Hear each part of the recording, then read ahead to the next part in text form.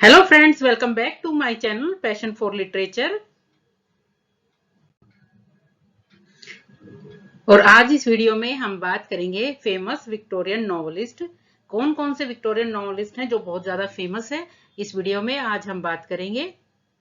सबसे पहले Victorian age के बारे में बात कर लेते हैं। Victorian literature refers to English literature during the reign of Queen Victoria 1830, 1837 to 1901। 1837 से लेके 1901 तक जो क्वीन विक्टोरिया का टाइम था, उसी एज में जो लिटरेचर राइट किया गया था उसको विक्टोरियन लिटरेचर कहा जाता है। The 19th century is considered by some to be the golden age of English literature। और 19th सेंचुरी को गोल्डन एज भी कहा जाता है इंग्लिश लिटरेचर का, specially for British novel. Specially British novels के लिए इस एज को 19th सेंचुरी को गोल्डन एज भी कहा जाता है इंग्लिश लिटरेचर का। It was in the Victorian era that the novel became the leading literary genre in English। और विक्टोरियन एज के अंदर जो नॉवेल्स थे वो मेन लिटरेरी जॉनर माना जाता था, यानी मेन जो एज थी इसके अंदर मेन जो इम्पोर्टेंट जो जॉनर रहा है वो नॉवेल्स का रहा है। यानी लिटरेरी फील्ड में जो इम्पोर्टेंट जो चीजें हुई थी, जो राइटिंग्स हुई थी, उसमें नॉवेल जो था वो सबसे लीडिंग लिटरेरी जॉनर था।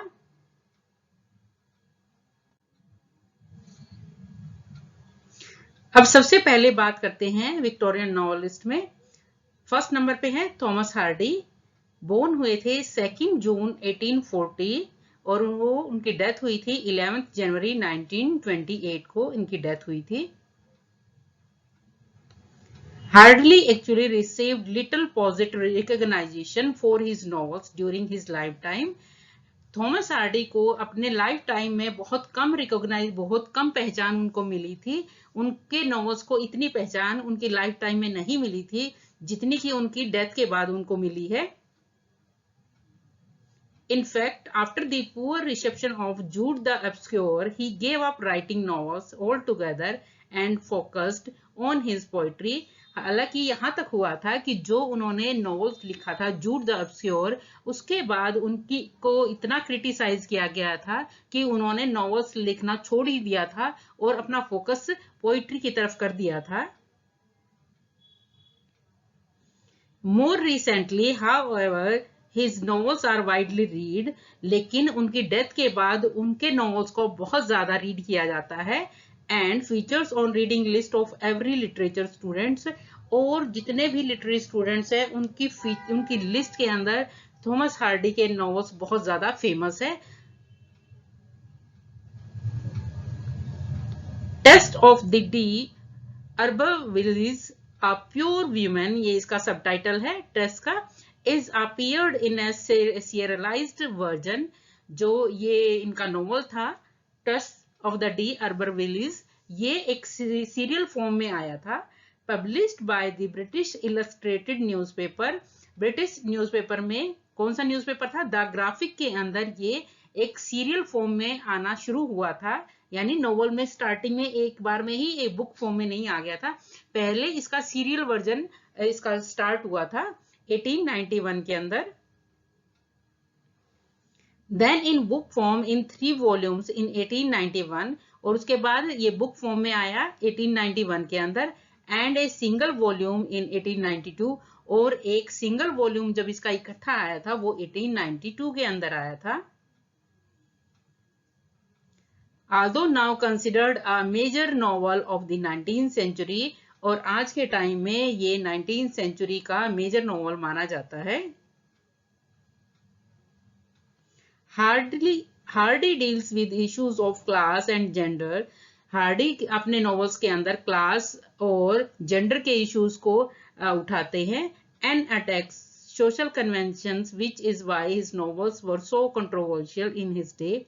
और उन्होंने जो सोसाइटी के सोशल कन्वेंशन थे विक्टोरियन एज के, उनके ऊपर उन्होंने अपने नॉवेल्स को बेस किया था, और इसीलिए जो इनके नॉवेल्स थे वो बहुत ज्यादा कंट्रोवर्शियल थे उस टाइम पे।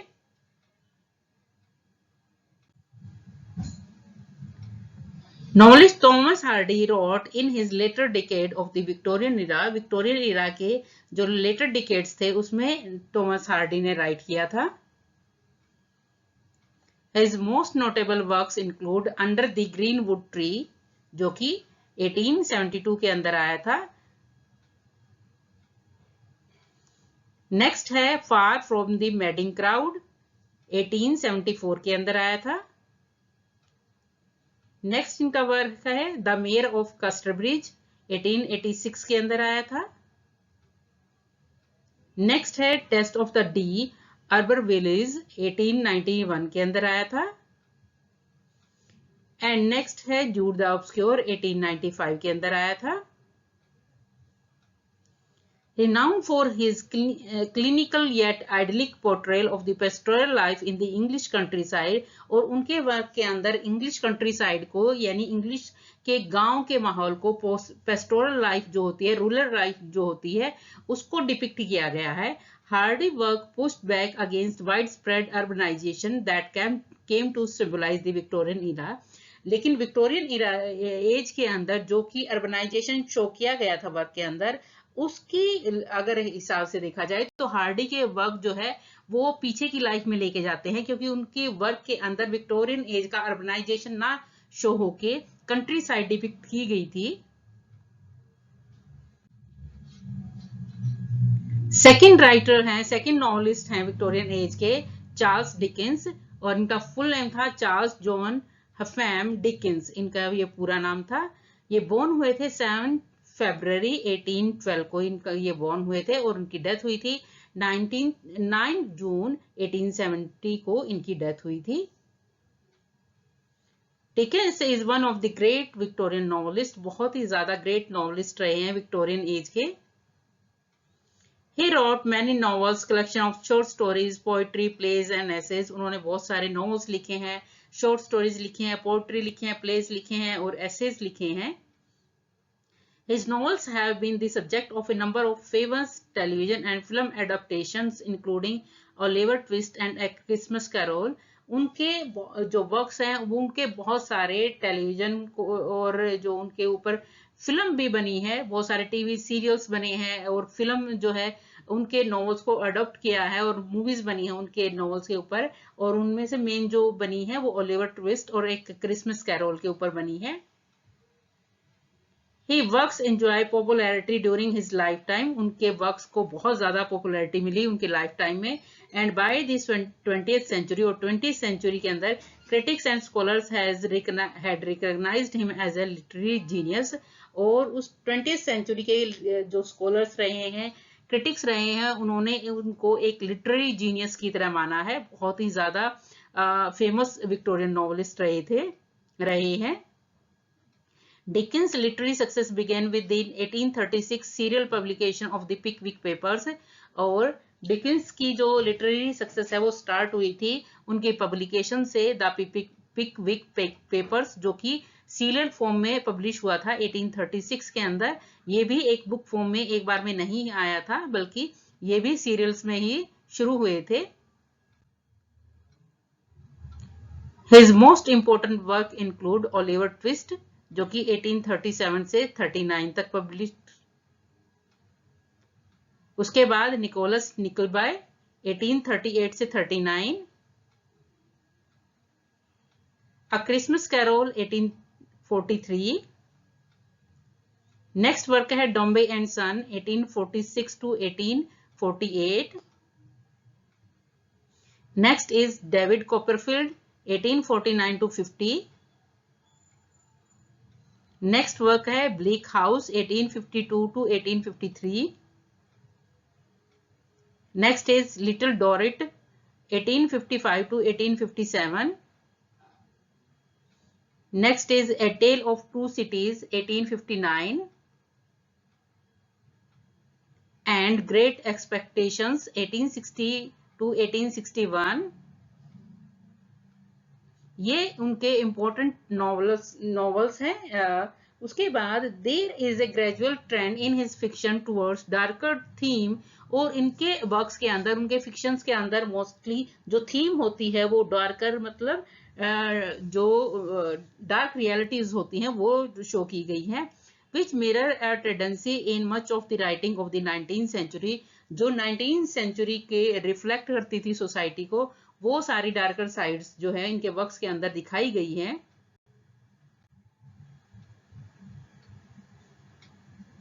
नेक्स्ट नॉवलिस्ट जो फेमस नॉवलिस्ट रहे हैं विक्टोरियन एज की, वो है the Bronte sisters. 3 Bronte sisters जो है वो रही हैं। Anne, Charlotte and Emily Bronte produced notable works of the period. इन तीनों का, ये 3 सिस्टर्स जो रही हैं ब्रोंटे सिस्टर्स, इनका बहुत बड़ा रोल रहा है विक्टोरियन एज के अंदर। Although these were not immediately appreciated by the Victorian critics, हालांकि स्टार्टिंग में जो उनके वर्क पब्लिश हुए उसके बाद ही इनको जो है अप्रिशिएट नहीं किया गया विक्टोरियन क्रिटिक्स के द्वारा। Wuthering Heights 1847, Emily's only work, is an example of Gothic romanticism। और एमिली ब्रोंटे का जो सिंगल वर्क था Wuthering Heights, वो एक एग्जाम्पल है गोथिक रोमांटिसिज्म का। From a women's point of view, एक वीमेन के पॉइंट ऑफ व्यू से, which examines class myth and gender, जिसके अंदर क्लास मिथ और जेंडर को शो किया गया है। Next is Jane Eyre by her sister Charlotte, और उनकी दूसरी सिस्टर एमिली ब्रोंटे की शार्लेट ब्रोंटे, उनका जो वर्क है वो बहुत ही फेमस वर्क है जेन आयर 1847 के अंदर, is another major 19th century novel that has gothic themes, और उसकी भी थीम जो है वो गोथिक है जेन आयर की भी। एंड सेकेंड नॉवल, और उनकी जो थर्ड सिस्टर थी एन, उनका जो वर्क था second novel the tenants of Wildfell Hall 1848, written in a realistic rather than romantic style. ये कि एक रियलिस्टिक थीम रही है, is mainly considered to be the first sustained feminist novel, और ये ऐसा माना जाता है कि ये एक पहला फेमिनिस्ट नॉवल जो है वो था जो कि एन ब्रोंटे ने राइट किया था।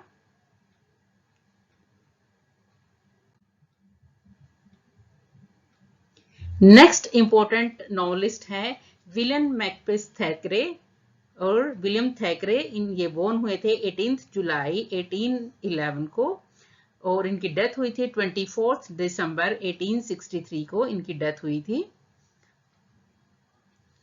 William थैकरे was Dickens' great rival in the first half of the Queen Victoria's reign, और क्वीन विक्टोरिया के शासन के दौरान के टाइम के दौरान विलियम मैकपिस थैकरे जो है वो डिकन्स का सबसे ग्रेट राइवल जो था वो माने जाते हैं विक्टोरियन एज के अंदर। With a similar style but a slightly more detached, he also tended to depict a more middle-class society than Dickens did। और ऑलमोस्ट सेम स्टाइल था दोनों का, लेकिन इनकी जो थैकरे की जो थीम्स थी वो जो मिडिल क्लास सोसाइटी थी वो डिकन्स से थोड़ा सा अलग था, और उसके अंदर और ज्यादा डीपली जो है मिडिल क्लास को शो किया गया था। He is best known for her novel vanity fair, और विलियम थैकरे का जो मोस्ट इंपोर्टेंट नॉवल है वो है वैनिटी फेयर्स। उसका सबटाइटल है a novel without a hero, जो कि पब्लिश हुआ था 1848 के अंदर, और उनके वर्क से रिलेटेड मोस्टली उनका सबटाइटल ही मोस्टली पूछा जाता है कि वैनिटी फेयर का सबटाइटल क्या है, and novel without A hero, या कई बार आ जाता है कि एक कौन सा वर्क है जिसका सबटाइटल है a novel without a hero, तो ये वैनिटी फेयर है, which is an example of A popular form in Victorian literature. और इसकी जो फॉर्म है वो विक्टोरियन लिटरेचर के अंदर बहुत फेमस है। Historical novel in which recent history is depicted, और ये एक हिस्टोरिकल नॉवल था जिसके अंदर रिसेंट की हिस्ट्री जो है वो डिपिक्ट की गई थी। उनके कुछ और वर्क्स हैं, द येलो प्लस पेपर्स 1837 के अंदर पब्लिश हुआ था, Catherine 1839 to 1840, A Shabby Gentle Story 1840, The Paris Sketchbook 1840, Second Funeral of Napoleon 1841, The Irish Sketchbook 1842, The Luck of Barry Lyndon, The Luck of Barry London, 1844.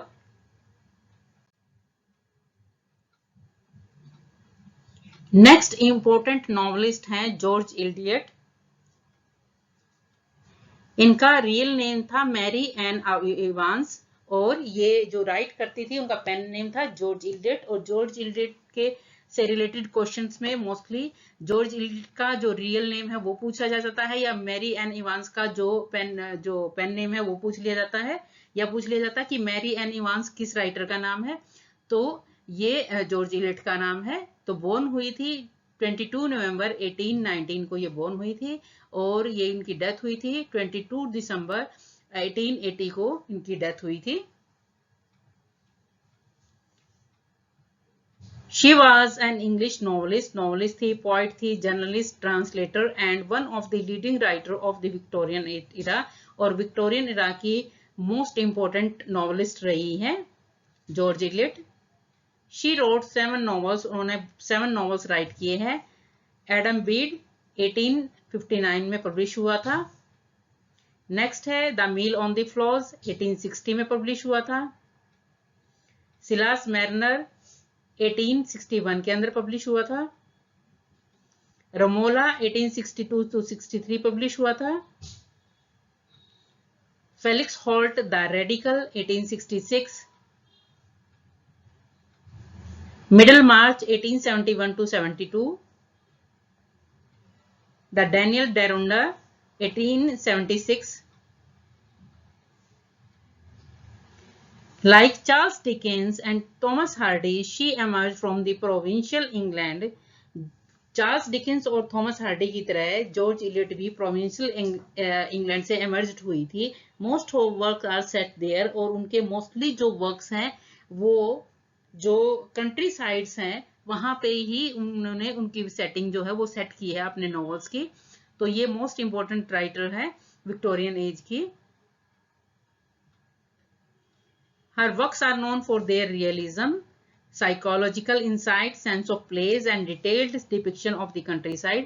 और उनके works के अंदर realism show की जाती है, साइकोलॉजिकल इंसाइट यानी characters के mind के अंदर उनकी साइकोलॉजी में क्या चलता है वो दिखाया गया है, सेंस ऑफ प्लेस दिखाया गया है और detailed depiction of the country sides और गांव की जो कंट्री साइड है यानी गांव के बारे में दिखाया गया है वो सारा इनके नॉवेल्स के अंदर डिपिक्ट किया गया है। नेक्स्ट नॉवलिस्ट हैं एलिजाबेथ गैस्केल। इनका पूरा नाम है एलिजाबेथ क्लीहोन गैस्केल। बोर्न हुई थी 29 सितंबर 1810 को और उनकी डेथ हुई थी 12 नवंबर 1865 को। Often refer to as Mrs Gaskell और उनको मोस्टली जो है मिसिस गैस्केल के नाम से जाना जाता है। वॉज एन इंग्लिश नॉवलिस्ट, वो इंग्लिश नॉवलिस्ट थी, बायोग्राफर थी एंड शॉर्ट स्टोरी राइटर थी। Her novels often offer a detailed portrait of the lives of many strata of Victorian society including the very poor. और उन्होंने अपने जो works हैं उनके अंदर विक्टोरियन सोसाइटी के कैरेक्टर्स को उनकी लाइव्स को डिटेल्ड में पोर्ट्रेट किया है और स्पेशली उनके जो वर्क्स के अंदर है जो पुअर हैं उनकी लाइव्स को शो किया गया है। Her work is of interest of social historian as well as reader of literatures।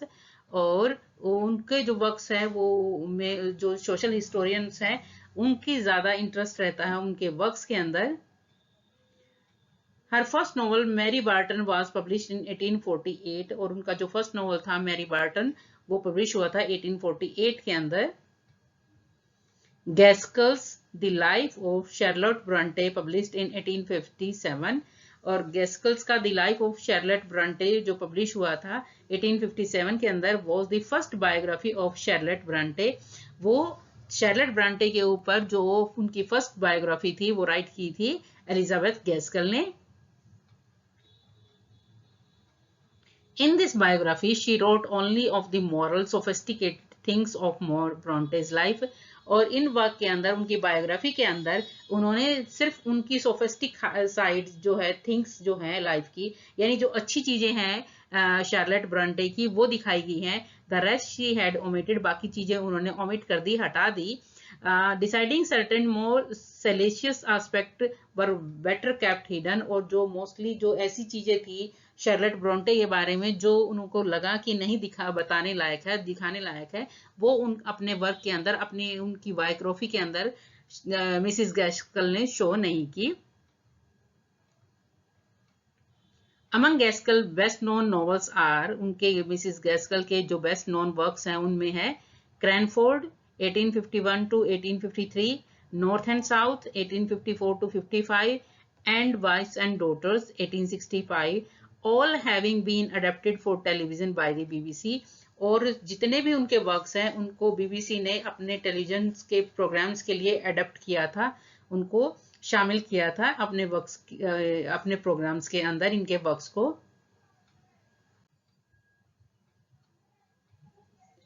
Next important writer जो नॉवलिस्ट है वो है जॉर्ज गिसिंग। उनका पूरा नाम है जॉर्ज रॉबर्ट गिसिंग। बोर्न हुए थे 22 नवंबर 1857 को बोर्न हुए थे, और उनकी डेथ हुई थी 28 दिसंबर 1903 को।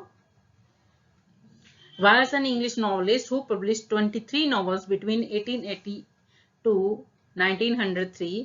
1880 से लेकर 1903 तक उन्होंने अपने 23 novels publish किए थे। His best known works were reappeared in modern editions, और उनके जो बेस्ट नोन वर्क्स हैं वो मॉडर्न एडिशंस के दोबारा रीअपियर हुए हैं। दे इंक्लूड, उनके वर्क्स जो हैं, उनके नॉवेल्स जो हैं, द नीदर वर्ल्ड 1889,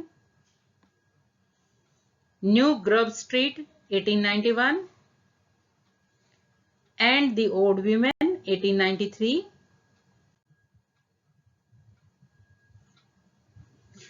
तो आई होप स्टूडेंट्स ये वीडियो आपके लिए काफी हेल्पफुल रहेगी विक्टोरियन एज के नॉवेलिस्ट को कवर करने के लिए। और विक्टोरियन एज से क्वेश्चंस जो हैं वो नॉवेल्स के सीरीज में भी आ जाएंगे, क्रॉनिकल ऑर्डर में भी आ जाएंगे, नॉवेलिस्ट आ जाएंगे, आपको 4 ऑप्शंस दिए जाएंगे, 4 विक्टोरियन एज के नॉवेलिस्ट दिए जाएंगे, उनमें से आपसे क्वेश्चन पूछा जाएगा कि कौन से राइटर जो है विक्टोरियन नॉवेलिस्ट हैं, या ये भी पूछा जाएगा कि 4 ऑप्शंस में से एक नहीं देंगे, ये भी पूछा जाएगा कि कौन सा एक नहीं है, ये भी आ जाएगा, या अलग अलग से राइटर्स के नेम और वर्क दिए जाएंगे, उसके हिसाब से आपको बताना पड़ेगा, या फिर ईयर वर्क्स होंगे और राइटर होंगे उनको मैचअप में आ जाएगा। तो ये वीडियो आई होपफुल कि आपके लिए काफी हेल्पफुल रहेगा। तो please do like, share and subscribe my channel passion for literature. Thank you.